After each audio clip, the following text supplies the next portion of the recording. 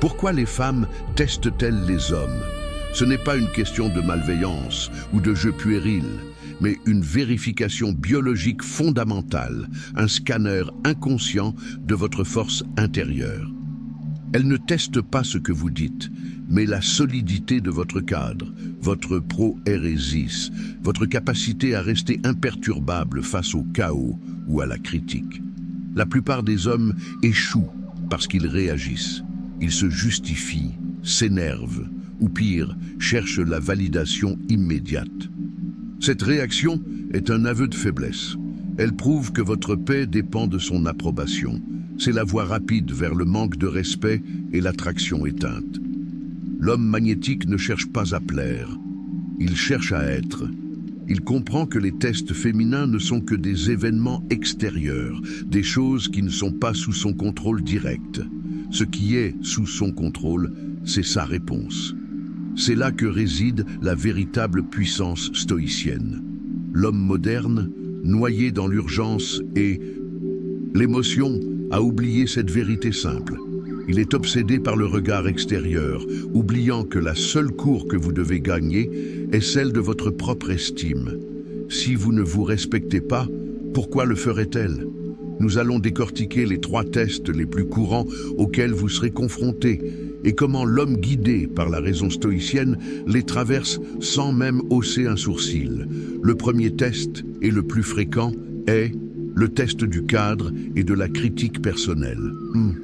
Il se manifeste lorsque votre partenaire ou la femme que vous courtisez remet en question votre décision, votre style de vie, ou même votre valeur, souvent de manière légère ou sarcastique. Elle pourrait dire « Tu crois vraiment que ce plan va marcher? C'est un peu ridicule, non ?» Ou « Tu as l'air fatigué aujourd'hui, tu n'as pas bien dormi ?» L'homme faible se sent personnellement attaqué. Il se lance dans une justification détaillée, plaidant sa cause comme un accusé devant un tribunal. Il essaie de la convaincre de sa valeur. C'est une erreur capitale.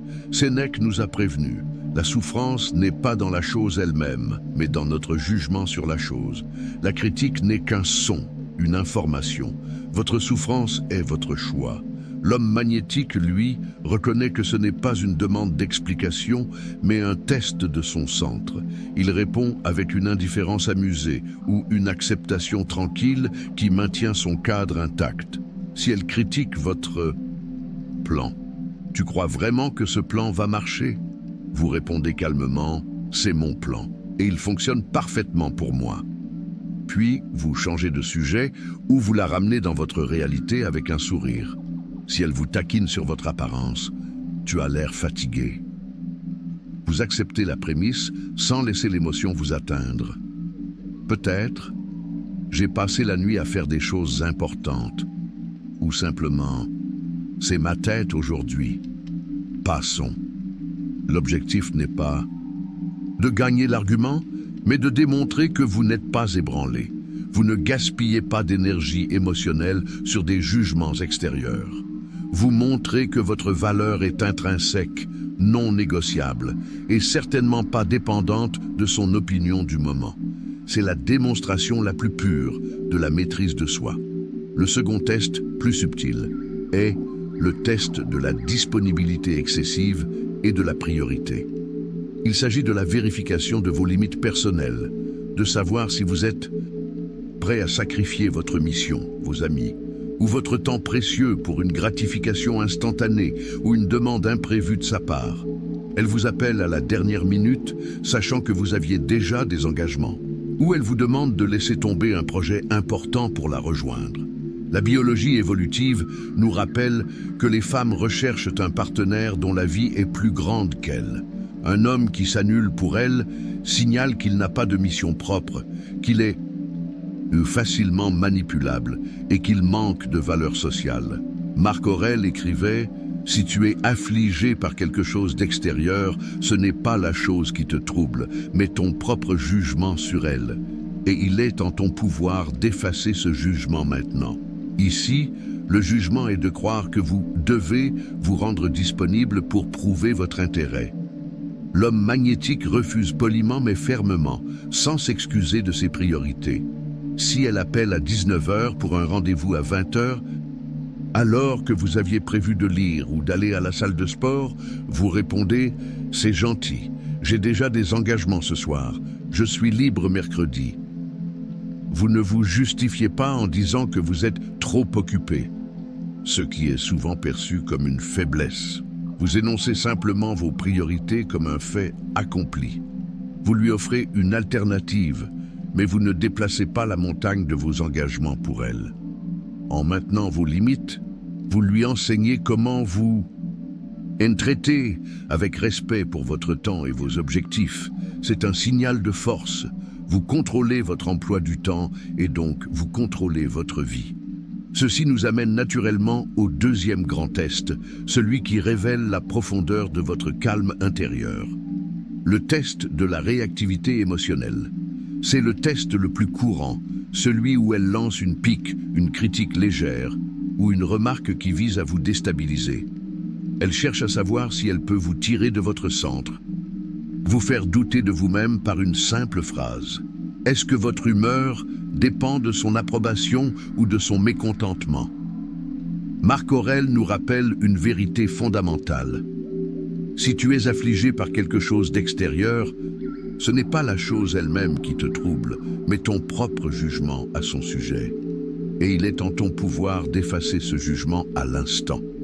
L'homme faible perçoit la critique comme une attaque personnelle et se sent obligé de se justifier, de se rabaisser ou de se mettre en colère. Il donne le pouvoir de son état émotionnel à une source externe. L'homme magnétique, lui, exerce sa proéresis, son pouvoir de choisir sa réponse. Si elle dit « cette veste est ridicule », elle te donne l'air d'un étudiant. L'homme fort sourit. Il peut répondre avec un humour détaché « ah, peut-être, mais je ne l'ai pas mise pour ton approbation ». Ou simplement ignorer la remarque et poursuivre la conversation. L'indifférence n'est pas de l'arrogance, c'est de la maîtrise de soi. Vous ne lui donnez pas le pouvoir de définir votre valeur. Vous lui montrez que son opinion est une information, pas un verdict. En refusant de réagir émotionnellement, vous réussissez le test d'imperturbabilité. Vous êtes le rocher et les vagues de ces humeurs ne font que s'y briser. Enfin, nous arrivons au troisième test, le plus subtil, car il touche à votre autorité et à votre direction de vie. Le test du cadre social et de la dominance. Elle veut savoir qui mène la danse. C'est le moment où elle tente de dévier le plan que vous avez établi, ou vous demande de sacrifier vos engagements pour une satisfaction immédiate. Elle teste la solidité de votre cadre existentiel. Imaginez que vous ayez prévu une activité pour samedi et qu'elle tente de la changer à la dernière minute pour une soirée qu'elle préfère. L'homme qui cède immédiatement signale qu'il est prêt à abandonner sa structure pour apaiser son désir. Sénèque l'a dit, « Celui qui est partout n'est nul ». Vous devez avoir un centre, un plan, une direction qui ne sont pas négociables sur un coup de tête. L'homme magnétique honore ses engagements. Si le plan est établi, il dit calmement « Non, le dîner est maintenu. Nous irons au cinéma la semaine prochaine ». Il ne se fâche pas, il ne négocie pas, il énonce simplement la réalité de son plan. Si elle tente de vous faire douter de vos amis ou de votre environnement, en disant par exemple « Tes amis sont immatures, tu devrais passer plus de temps seul avec moi ». Elle teste si vous êtes prêt à couper vos liens pour elle. L'homme fort sait que ses relations et sa vie sociale sont le fondement de sa stabilité. Il répond « J'apprécie mes amis, ils sont importants pour moi. Nous passerons du temps ensemble demain ». En maintenant votre cadre, vous lui prouvez que vous êtes le leader. Vous êtes prévisible dans votre force, imprévisible dans votre humour, mais toujours ancré dans vos valeurs. Vous n'êtes pas rigide, mais vous n'êtes pas non plus une girouette émotionnelle. Ces tests ne sont pas des pièges, ce sont des mécanismes de sélection naturelle. Les femmes cherchent un homme qui est plus fort que le chaos qu'elles pourraient introduire. Elles ne veulent pas d'un homme qu'elles peuvent briser. Épictète nous l'enseigne, ne cherche pas à ce que les événements arrivent comme tu le désires, mais désire qu'ils arrivent comme ils arrivent, et tu seras heureux. Appliquons cela aux interactions. L'issue de l'interaction. Si elle reste, si elle vous respecte, si elle vous désire, est externe. C'est la réaction que vous ne contrôlez pas. Votre réponse, votre pro-hérésis, votre caractère est tout ce que vous contrôlez. La vraie force n'est pas dans la riposte verbale parfaite, mais dans l'absence de besoin de riposter. Devenez l'homme dont le cadre est si solide qu'il ne peut être brisé. Concentrez-vous sur l'édification de votre propre vertu et de votre propre vie. L'homme qui réussit ses tests n'est pas celui qui a mémorisé une série de réponses. C'est celui qui a tellement travaillé sur lui-même qu'il n'a pas besoin de prouver sa valeur. Il est simplement. C'est cela, le magnétisme véritable. C'est cela, la maîtrise stoïcienne. Allez et exercez votre jugement. Le reste n'est que bruit. L'homme qui réussit ses tests n'est pas celui qui a mémorisé une série de réponses. C'est celui qui a tellement travaillé sur lui-même qu'il n'a pas besoin de prouver sa valeur. Il est simplement. C'est cela, le magnétisme véritable. C'est cela la maîtrise stoïcienne. Allez et exercez votre jugement. Le reste n'est que bruit. Le troisième test est peut-être le plus insidieux, car il ne concerne pas votre statut ou vos limites, mais votre centre émotionnel. C'est le test de la réactivité émotionnelle et de la quête de validation. Le troisième test, le piège de la réactivité émotionnelle.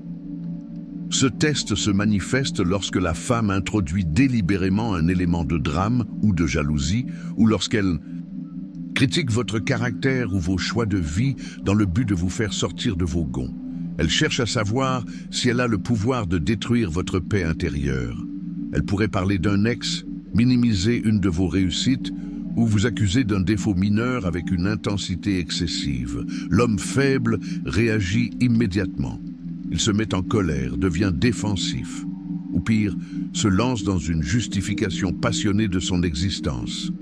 Il offre ainsi la preuve qu'il est contrôlé par l'opinion externe. La réponse stoïcienne est l'apatheia, non pas l'apathie mais l'imperturbabilité. C'est le calme face au chaos. Souvenez-vous d'Épictète, ce qui trouble les hommes, ce ne sont pas les choses, mais les jugements qu'ils portent sur les choses. Sa critique, son drame, sa tentative de vous rendre jaloux, ce sont des événements externes. Ils n'ont de pouvoir que si vous leur en donnez.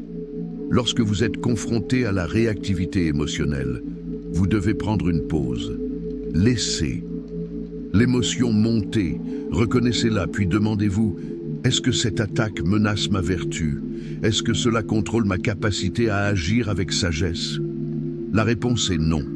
Votre réponse doit être brève, factuelle et dénuée d'émotion. Si elle essaie de vous rendre jaloux, un simple haussement d'épaule ou un regard amusé suffit. C'est intéressant, ou je vois. Puis, vous changez de sujet, ou vous vous concentrez sur la tâche que vous étiez en train d'accomplir. Vous lui montrez que son opinion est une information, pas une vérité existentielle. Vous ne vous justifiez pas, vous n'entrez pas dans son théâtre.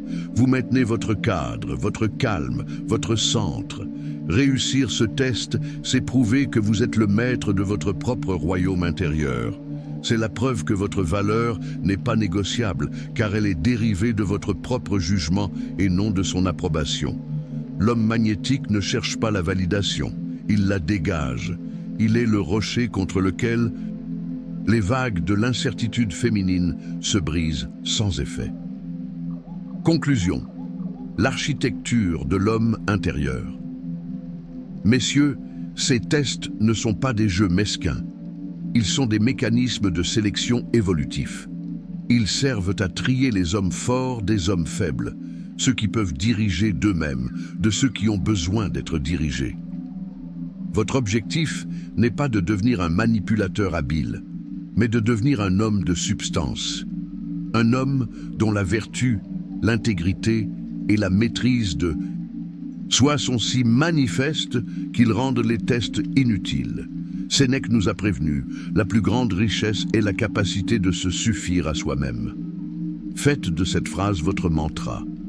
Si vous vous suffisez à vous-même, si votre bonheur et votre direction dépendent uniquement de vos propres actions vertueuses, alors vous êtes invulnérable. Cessez de vous concentrer sur la façon dont vous pouvez obtenir l'approbation d'une femme. Concentrez-vous sur la construction de la vie que vous respectez. Bâtissez votre empire, qu'il soit professionnel, physique ou intellectuel. Honorez vos engagements. Devenez l'homme que les femmes désirent naturellement et que les autres hommes respectent instinctivement. La magnétisme n'est pas une technique, c'est le sous-produit d'une vie bien vécue, gouvernée par la raison et la discipline. Le seul test que vous devez réussir chaque jour est celui que vous vous imposez à vous-même. Êtes-vous devenu une meilleure version de l'homme que vous étiez hier? Le reste, la validation, le respect, l'attraction, viendra naturellement, car ce sont des conséquences et non des objectifs. Allez et exercez votre jugement. Le temps presse et la vertu ne dort jamais.